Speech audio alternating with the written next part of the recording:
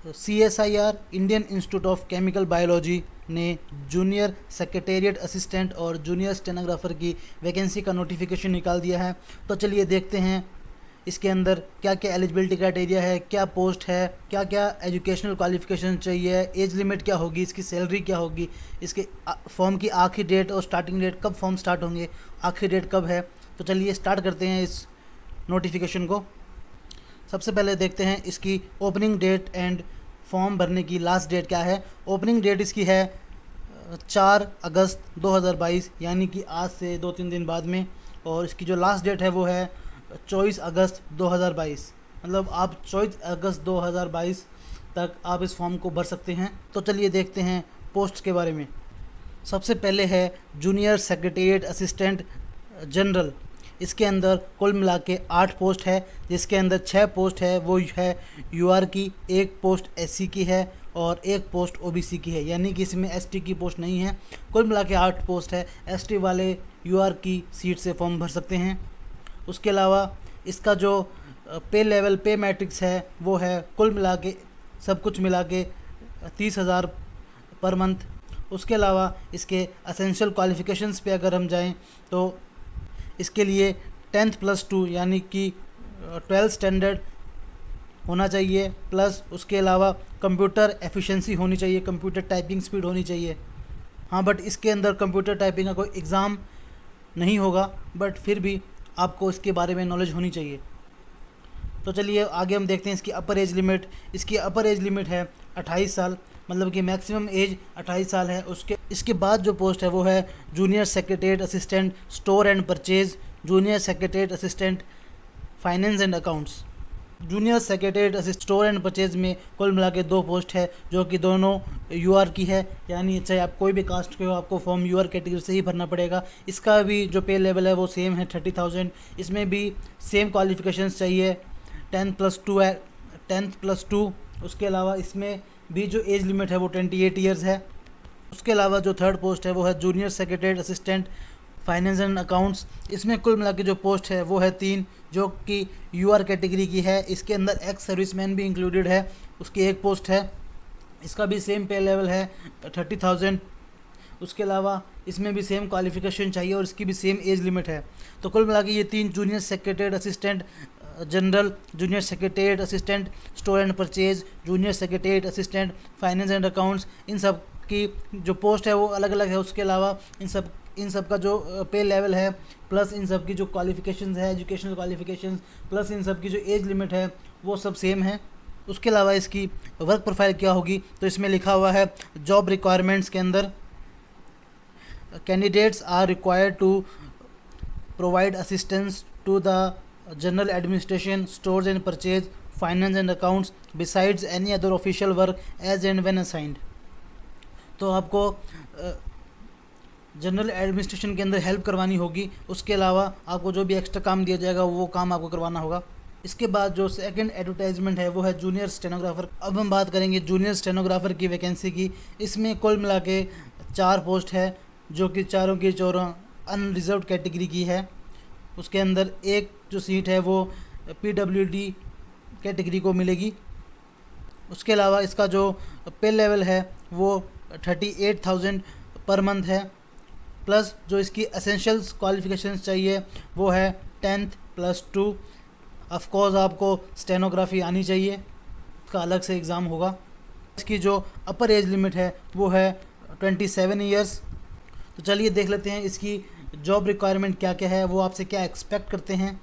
इसकी जो job requirement है वो है to provide secretarial stenographic assistance, typing and other official work as and when assigned. तो मतलब कि आपको सेक्रेटेरियल वर्क करने पड़ेंगे, प्लस आपको स्टेनोग्राफी के अंदर असिस्टेंस करना पड़ेगा, आपको टाइपिंग करनी पड़ सकती है, या फिर जो भी ऑफिशियल्स वर्क हैं वो आपको करने पड़ सकते हैं।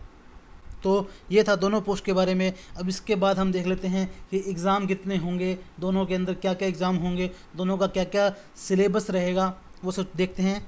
तो चलिए सबसे पहले syllabus for written test for the post of junior secretariat assistant general store and purchase finance and account, सबका सेम सिलेबस है, सबका एग्ज़ाम एक ही पैटर्न से होगा। कुल मिला के जो टोटल नंबर ऑफ़ क्वेश्चंस होंगे वो होंगे 200 प्लस जो टाइम अलॉटेड होगा वो होगा 2.5 आवर्स। एग्ज़ाम का स्टैंडर्ड होगा वो 12th बेसिस पे होगा। इसके अंदर 2 पेपर होंगे, तो हम देख लेते हैं दोनों पेपर का क्या क्या सिलेबस होने वाला है। सबसे पहला होगा पेपर नंबर 1 जो कि होगा मेंटल एबिलिटी टेस्ट। इसमें कुल मिला के 100 क्वेश्चन आएंगे। इसके अंदर 2 मार्क्स होंगे। सबसे बड़ी बात, इसके अंदर नेगेटिव मार्किंग नहीं है। उसके अलावा जो मेंटल एबिलिटी के अंदर जो क्वेश्चंस पूछे जाएंगे वो पूछे जाएंगे जनरल इंटेलिजेंस से, quantitative aptitude, reasoning, problem solving, situational judgement etcetera. और ये पेपर 90 मिनट का होगा, यानी कि 1.5 घंटे का पेपर होगा। उसके अलावा जो सेकंड पेपर है उसके अंदर 2 सब्जेक्ट हैं, एक तो है जनरल अवेयरनेस और इंग्लिश लैंग्वेज। दोनों के 50-50 क्वेश्चन आएंगे। दोनों के 150 मार्क्स हैं, यानी कि एक क्वेश्चन के 3 मार्क्स हैं। इसके अंदर हर एक क्वेश्चन गलत करने पे 1 मार्क्स की नेगेटिव मार्किंग होगी, यानी कि 1/3 इसमें नेगेटिव मार्किंग होगी। तो ये था पूरा का पूरा जूनियर सेक्रेटेरिएट असिस्टेंट का सिलेबस और कैसे एग्ज़ाम होगा, कितने टाइम का होगा, वो सब इसके बारे में बताया गया। अब हम चलते हैं जूनियर स्टेनोग्राफर पर। Scheme and syllabus for competitive written exam of junior stenographer. इसके अंदर जो एग्ज़ाम होगा वो होगा 2 घंटे का। उसके अलावा इसके अंदर 200 क्वेश्चन आएंगे। ये एग्ज़ाम भी 10th + 2 यानी कि 12th क्लास के स्टैंडर्ड का होने वाला है। उसके अलावा अगर हम इसका सिलेबस देखें, इसमें सिर्फ एक ही पेपर होगा। उसके बाद इसका उसके अलावा इसका जो प्रोफिशिएंसी टेस्ट होगा वो अलग होगा। तो चलिए देख लेते हैं इसका क्या क्या इसके सब्जेक्ट हैं और क्या क्या सिलेबस है, एग्ज़ाम पैटर्न कैसा होगा।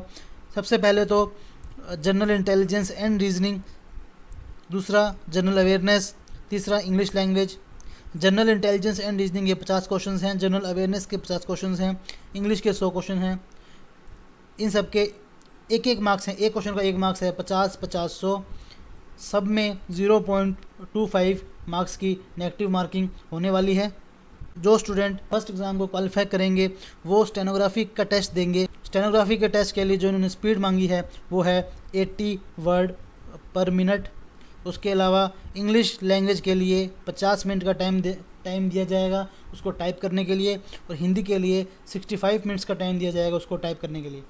सेकंड एग्ज़ाम जो स्टेनोग्राफी का टेस्ट होगा वो सिर्फ क्वालिफाइंग ही होगा। जो मेरिट बनेगी वो फर्स्ट पेपर के बेसिस पे ही बनेगी। इसका मतलब कि ये एग्ज़ाम एसएससी स्टेनोग्राफर के बेसिस पे होगा। उसमें भी सेम पैटर्न है, सेम उसके जैसा पैटर्न ही यहाँ पे फॉलो किया जा रहा है। अब हम रिलैक्सेशंस की बात कर लेते हैं। तो जो एससी और एसटी को जो रिलैक्सेशन दिया गया है वो है 5 साल का, 5 ईयर्स।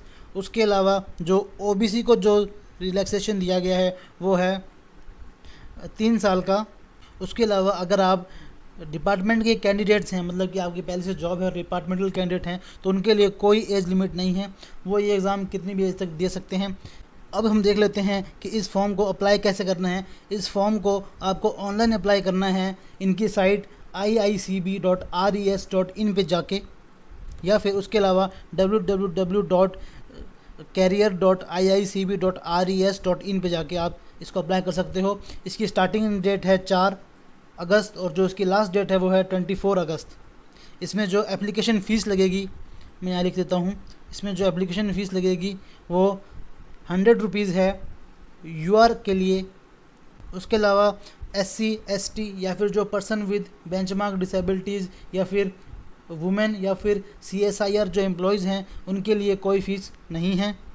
उसके अलावा यहाँ कुछ इंपॉर्टेंट पॉइंट्स हैं, जैसे आपकी फ़ोटोग्राफ और सिग्नेचर का क्या साइन होना चाहिए, वो कैसे होना चाहिए, कैपिटल में नाम होना चाहिए, शॉर्ट में नाम होना चाहिए, वो सब चीज़ें यहाँ पे बताई है। यहाँ पे बताया है कि आप अपने एप्लीकेशन का रजिस्ट्रेशन कैसे कर सकते हैं साइट पे जाके।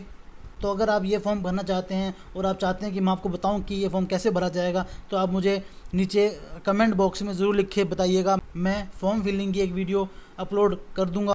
तो दोस्तों यहाँ मैंने आपको CSIR की वैकेंसी जो कि जूनियर सेक्रेटरियल असिस्टेंट और जूनियर स्टेनोग्राफर की है उसके नोटिफिकेशन को अच्छे से एक्सप्लेन कर दिया गया है। अगर आपका कोई भी डाउट है तो आप कमेंट बॉक्स में ज़रूर लिखिएगा, और अगर आप चाहते हैं कि मैं आपको ये बताऊं कि ये फॉर्म कैसे फिल करना है तो भी आप कमेंट बॉक्स में लिख दीजिएगा, मैं आपको बता दूंगा। और इस नोटिफिकेशन का लिंक और इसकी ऑफिशियल साइट का लिंक मैं अपने डिस्क्रिप्शन बॉक्स में दे दूँगा।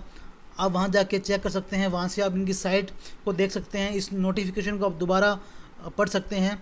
तो अगर आपने मेरे इस चैनल को अभी तक सब्सक्राइब नहीं किया है तो ऐसे ही लेटेस्ट गवर्नमेंट जॉब न्यूज़ के लिए, गवर्नमेंट जॉब नोटिफिकेशन के लिए इसे सब्सक्राइब कर लें और बेल आइकन ज़रूर दबाएं ताकि कोई भी वैकेंसी आते ही उसकी नोटिफिकेशन सबसे पहले आप तक पहुँचे। धन्यवाद।